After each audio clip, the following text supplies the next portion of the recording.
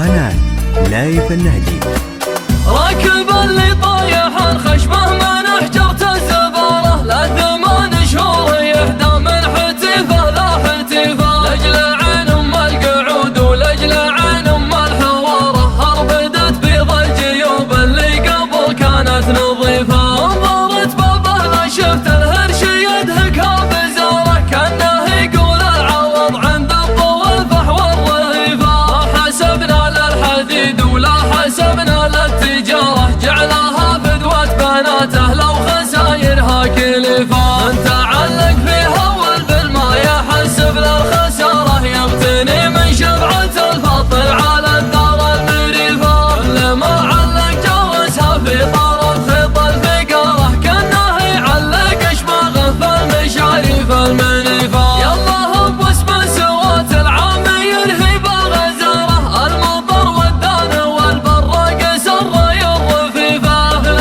خد العطموس اللي تلهوى بالحجارة، تنتظر خطابها وقفة وهي قفة معيفة، وله الا تنشد النسناس يوم يمر داره، عنها وبيض القلوب اللي نواياها شريفة، لين ينشع فوق وجهها لو غوي لجلج خضاره، الربيع اللي نباته يطرد مثل القطيفة، بشروني بالمطر وابن بشير والبشارة، من عز الراعي الشداد اللي ما يعطيها رديفة، علقوا لي إشارة الرمي وانا راعي مهارة، لارتكيت من كبي خليت مولفها النصيفة، ما يجري شرهة الطيب على بشتى الأمارة، غير مجد يصنعه ولا مقام يستضيفه، علموا سلطان ينسف مشلحه ويشب ناره، يحتزم بكل ما جات المهمات الكلفة، الرفيق اللي نجيه ولا نبي داعي زيارة، لا عرفنا موعده ما عاد يحتاج تعريفه، قد تقاسمنا من الرفقة حليب